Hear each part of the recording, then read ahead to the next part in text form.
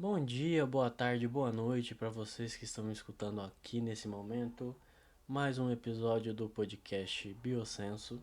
Eu sou o Cauê, estudante de biologia, e como prometido, o episódio de hoje é sobre DNA e RNA. Com certeza a maior parte das pessoas sabe o que é DNA, algumas outras também sabem o que é RNA. Acho que a maioria das pessoas também fizeram a extração do DNA, né, da banana e do morango, na escola. Se você faz faculdade de saúde, você com certeza fez a extração de DNA. Se não, cobre seu professor e faça, porque acho fundamental. É muito legal ver o DNA da banana subindo no tubo de ensaio. Inclusive tem aquela estimativa, né, de que o DNA, se pegar todo o DNA e esticar ele para fora da célula, ele tem 2 metros de comprimento. Mas como ele é muito pequenininho e fica todo condensado dentro das células, atingiu o tamanho mínimo de uma célula, né? Mas esticado ele chega a 2 metros. Bom, então o que é o DNA? O DNA é uma fita dupla hélice, né? Então ela é como se fosse uma escada retorcida e é ela que armazena toda a informação genética da célula.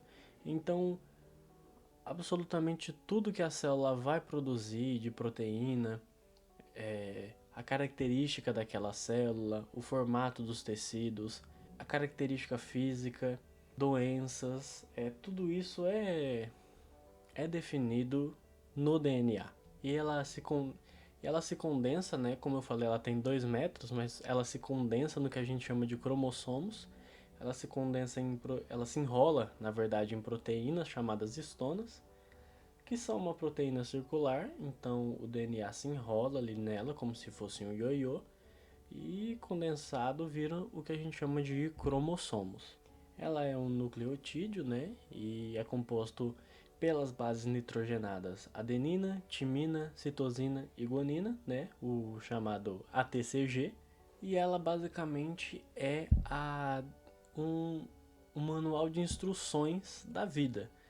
Tudo que é vida precisa do DNA. A vida, uma única célula, tem nela presente o DNA, porque o DNA é associado com a vida. Inclusive, em vírus, eles possuem DNA, possuem material genético. Por isso que muitos cientistas consideram eles seres vivos, mas a maioria dos cientistas consideram que não, por outros fatores que aí eu poderia estar trazendo em um outro episódio posteriormente. Mas o DNA é associado à vida. E o RNA, basicamente, ele é uma única fita, também com bases nitrogenadas, só que aí no lugar da timina, ele possui a uracila. Então fica AUCG. E eles são divididos em RNA mensageiro, transportador e ribossômico. E a função do RNA é ler e traduzir a fita de DNA para poder produzir as proteínas que vão fazer a expressão daquele gene, do que a gente chama de gene. Então nós temos o DNA, que é chamado de ácido desoxirribonucleico. Cada pedacinho do DNA é responsável pela, por exemplo, uma produção de proteína. Então nós temos uma fita enorme de DNA. Cada pedaço dessa fita é o que a gente chama de gene, que é um pedaço que ele é específico para fazer uma determinada coisa. Então, você pega o DNA todo, uma parte desse DNA é responsável por produzir a proteína da melanina, por exemplo, que é o que dá a coloração da pele e do cabelo. Então, nós temos o DNA, aí nós temos um pedaço chamado gene, e aí nós temos o RNA, que vai que vai pegar a fita de DNA e vai copiar ela. E aí, com, com a fita, com o gene copiado, a informação de produzir a proteína, ela vai sair do núcleo e vai produzir a proteína, que a gente já vai ver mais para frente. Então, recapitulando, o DNA é uma dupla fita hélice que carrega a informação genética. Já o RNA é uma única fita que lê e traduz a fita de DNA, certo? E agora um pouco da história do DNA, né, que eu acho legal e acho importante também para entender todos os conceitos. Então, o modelo 3D do DNA, né, o formato de dupla hélice, ele foi feito pelo James Watson e pelo Francis Crick em 1953, que inclusive Watson e o Crick, junto com Maurice Wilkins, eles ganharam o prêmio Nobel em 1962 por essa, entre aspas, descoberta. E por que eu falo entre aspas? Porque até então James Watson e Francis Crick não eram ninguém, eles eram cientistas desconhecidos. Porém, Rosalind Franklin, uma mulher química e cristalógrafa de raio-x, ela tirou uma foto do DNA. Ela em um trabalho de doutorado, então ela era pesquisadora e ela era orientadora e tinha um estudante fazendo doutorado com a Rosalind Franklin. E a Rosalind Franklin, junto com esse estudante, conseguiu tirar uma fotografia, não da fita do DNA, mas da difração de raio-x da fita do DNA, que é a famosa fotografia 51. Se vocês jogarem no Google, possivelmente vocês vão encontrar. Aquela é a foto que Rosalind Franklin conseguiu. E aí esse estudante, ele sem a permissão e sem a Franklin saber, levou essa foto para o Watson. Na verdade, levou para o Crick e o Crick chamou o Watson e os dois conseguiram decifrar a imagem e conseguiram recriar em modelos o real formato do DNA. Então percebam que é muito importante isso, é muito importante de colocar isso na balança, que quem fotografou, entre aspas, o DNA pela primeira vez foi uma mulher, foi a Rosalind Franklin, em 1953 também. E sem a autorização dela, o estudante levou para esses pesquisadores, e esses pesquisadores, com a foto que eles não tiraram, eles acho que nem não faziam nem a menor ideia de como foi tirado aquilo, mas eles conseguiram decifrar o formato verdadeiro do DNA e recriar em um modelo que funcionasse. E isso foi responsável por dar o Nobel a eles. Então vejam, a descoberta foi em 1953 e o Nobel foi em 1962. O Nobel foi dado para o Watson, o Crick e o Wilkins. Porém, a Franklin faleceu em 1958, com 37 anos, e ela não foi reconhecida póstumamente. Nem um Nobel, nem uma medalha, nada. No livro do Watson, que foi o que mais se gabou de ter feito a descoberta, ele tem umas falas bem controversas em relação a Rosalind, que até hoje não foi reconhecida.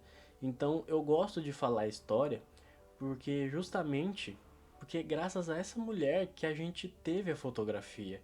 E foi graças a essa fotografia que os pesquisadores, que o Watson e o Crick conseguiram decifrar o modelo estrutural do DNA e ganharam um Nobel, tanto que o Watson, ele até perdeu esse Nobel, não lembro em que ano que foi, mas ele perdeu o Nobel porque ele foi racista.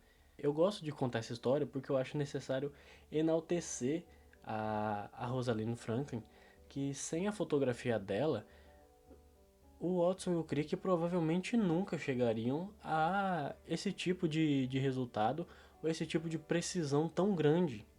E eu acho importante mencionar também Erwin Chargaff, que em 1950 ele descobriu que a quantidade de adenina é sempre igual à de timina e a quantidade de guanina é sempre igual à de citosina.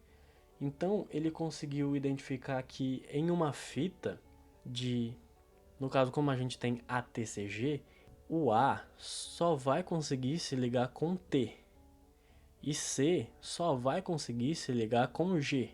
E ele conseguiu comprovar isso mostrando que a quantidade de adenina é sempre igual a de timina, então a quantidade de A é sempre igual a T, e citosina é igual a de guanina, C é igual a G, certo? E só uma coisa para complementar, se por acaso cair em alguma prova, a adenina ela só se liga à timina por 2 pontes de hidrogênio, tá?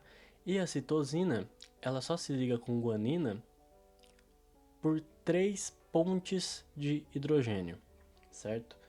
E vice-versa, né? Tanto adenina com timina e timina com adenina, quanto citosina com guanina e guanina com citosina, certo? Não tem uma ordem específica, é tudo embaralhado dentro do DNA. Mas a adenina só vai se ligar com a timina por 2 pontes de hidrogênio. E a citosina só vai se ligar à guanina por 3 pontes de hidrogênio. Se por acaso cair uma prova, você agora já sabe. Bom, então agora vocês já sabem da história do DNA e como eu tinha mencionado no começo do episódio, cada gene é responsável por uma expressão diferente. Uma delas é a produção de proteínas, por exemplo. E como que essa síntese acontece? Então você tem a dupla fita de DNA, a fita de cima e a fita de baixo, ligadas por ATCG, por pontes de hidrogênio que estão ligando elas. Aí vem a proteína do RNA polimerase, que é a que vai fabricar o RNA mensageiro, e ela vai separar essas duas fitas de DNA.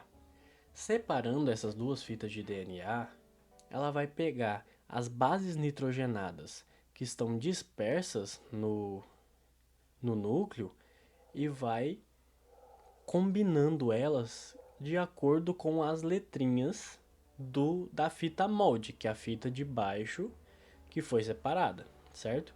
Então vamos lá. Veio o RNA polimerase, separou as duas fitas de DNA. Uma dessas fitas é chamada de fita molde, é a que vai ser usada para fazer o RNA mensageiro. Então ele vai pegar as bases nitrogenadas que estão soltas e vai juntar cada um na fita molde. Se tem guanina na fita molde, o RNA mensageiro vai ter que ter a citosina. Se tem a citosina, o RNA mensageiro vai ter que ter a guanina.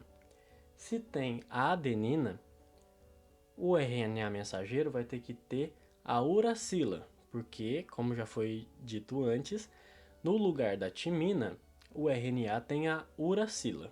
E onde tem timina, na fita de molde, no RNA vai ter a adenina. O RNA mensageiro vai fazer a transcrição. Este processo é chamado de transcrição, que é basicamente pegar a fita molde e transcrever ela para o RNA mensageiro. Então, o RNA mensageiro tem a cópia exata, só substituindo a timina por uracila, mas ele tem a cópia exata da fita complementar da fita molde. Então, esse RNA mensageiro, ele carrega a informação do gene. Então, se o DNA está pedindo para ele produzir uma proteína, o RNA mensageiro vai, como se fosse copiar no papel, ele vai transcrever e vai levar essa informação para quem vai produzir a proteína.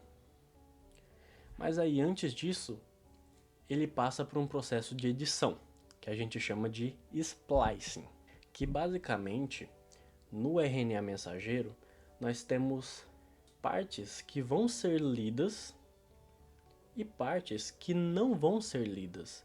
As partes que não vão ser lidas são chamadas de introns.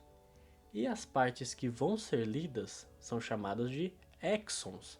Mas isso você não precisa saber por enquanto. Você só precisa saber que no RNA mensageiro vai ter partes que vão ser lidas e partes que não vão ser lidas.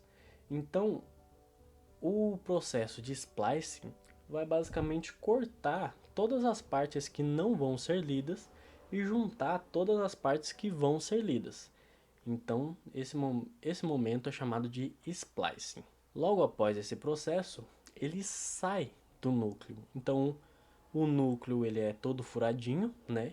Então, o RNA mensageiro sai por esses buraquinhos e ele vai ser solto no citoplasma até ele encontrar um ribossomo. Esse ribossomo pode estar tanto aderido à membrana do retículo endoplasmático rugoso, quanto solto no citoplasma.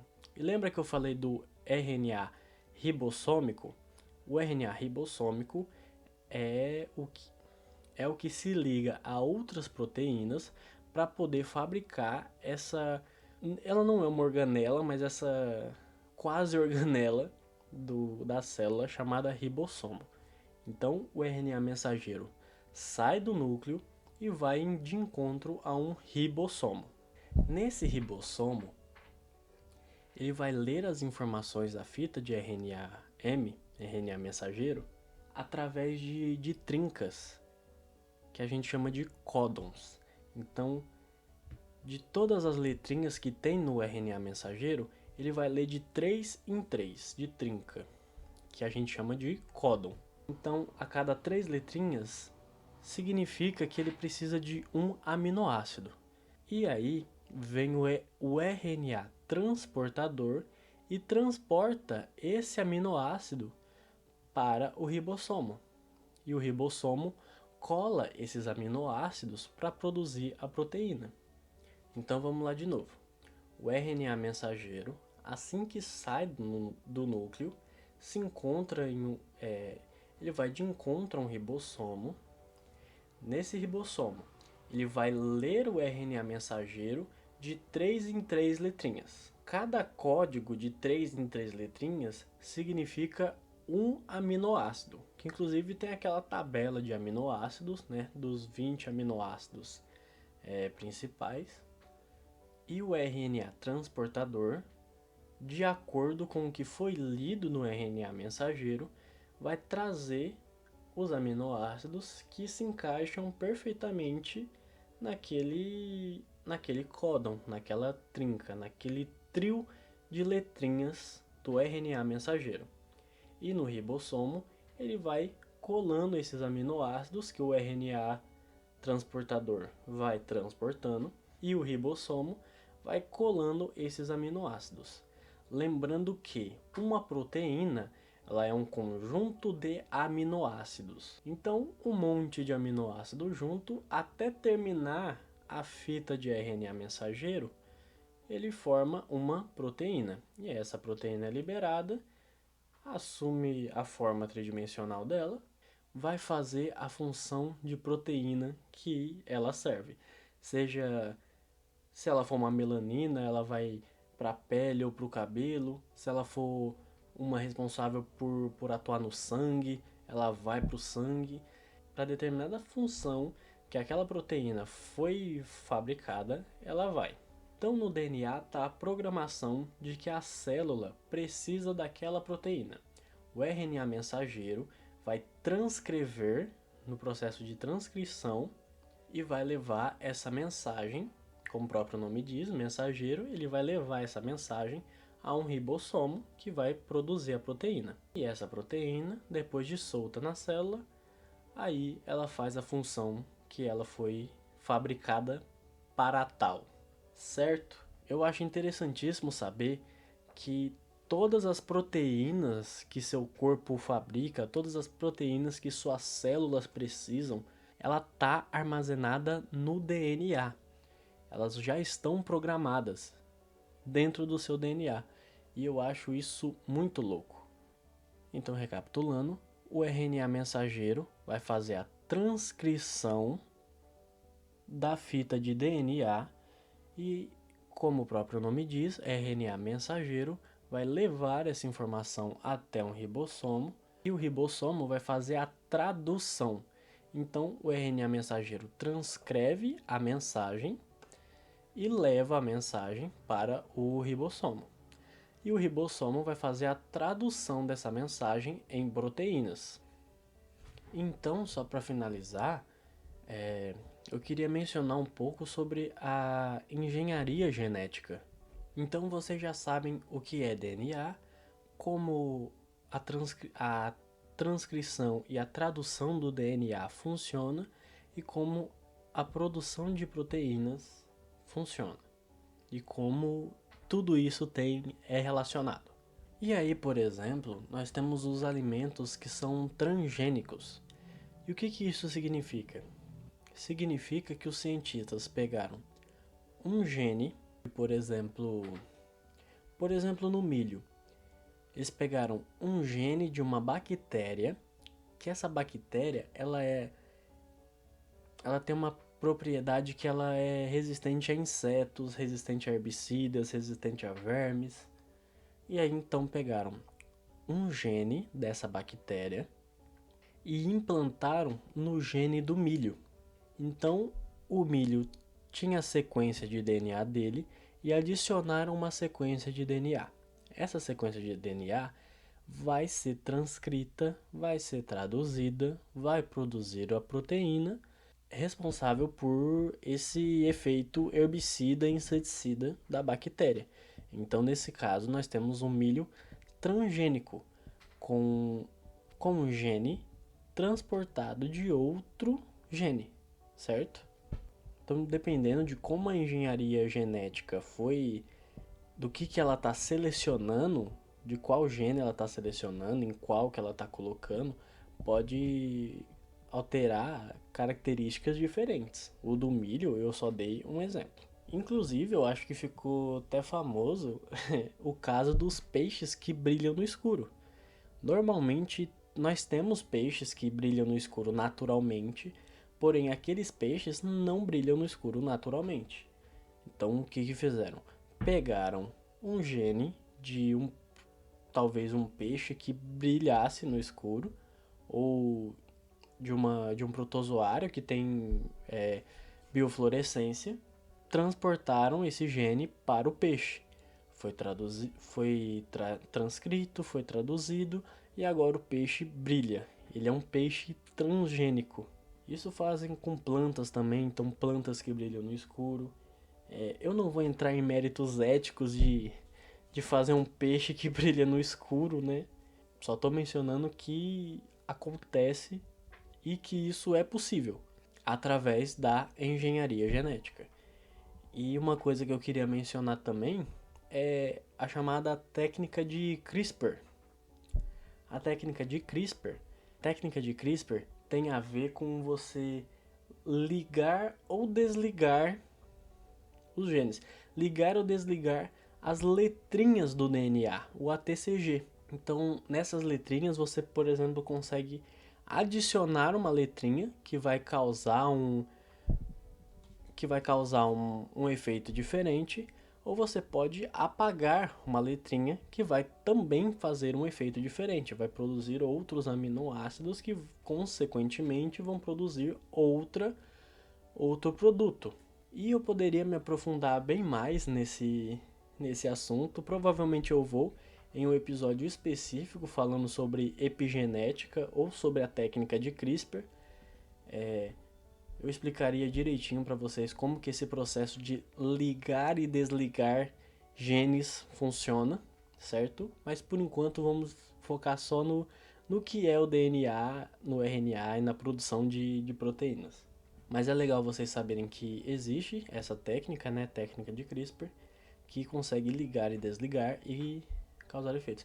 Inclusive, recentemente, olha que louco, foi feito o primeiro bebê geneticamente editado. Então, pegaram a técnica de CRISPR e fizeram em vivo, né? Ou seja, dentro de um organismo vivo. Normalmente fazem essa técnica ex vivo, então tiram a determinada célula ou tecido para fazer essa alteração de ligar e desligar. Porém, nesse bebê foi utilizada a técnica CRISPR-Cas9, né? Então, eles pegaram CRISPR-Cas9, né?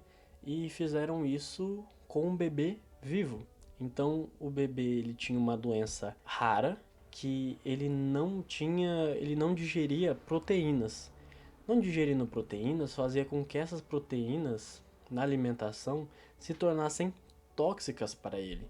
Só que a gente precisa comer proteínas. Tudo tem proteínas, tudo tem carboidratos, gorduras e proteínas. Só que aí se tornou tóxico para esse bebê. Então, através dessa técnica, né, de CRISPR-Cas9, eu precisaria fazer um episódio específico para comentar sobre o CRISPR-Cas9, mas basicamente eles ofereceram para o eles ofereceram para as células do bebê o mecanismo para que ela mesma se corrija, ela mesma troque a letrinha defeituosa que causa essa doença rara. Mas eu prometo trazer um episódio específico e se vocês quiserem eu comento bem a fundo esse caso, porque tem artigo, tem a matéria falando. Então eu vou disponibilizar também na descrição para quem quiser dar uma olhada. Mas eu prometo fazer um vídeo melhor explicando sobre a técnica de CRISPR e de CRISPR-Cas9 também, certo?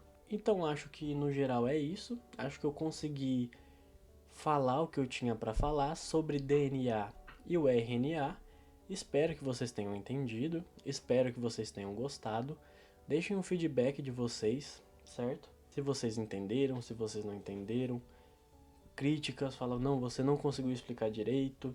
Ou beleza, você conseguiu explicar e tal. No geral aqui eu falei um pouco sobre o DNA, o RNA, a história por trás da descoberta dos modelos do DNA e da produção de proteínas, a transcrição e a tradução, que é o que mais é cobrado, né, em vestibulares e dentro das universidades, certo? Espero de verdade que vocês tenham gostado. No geral é isso. Tenham uma excelente semana e tchau!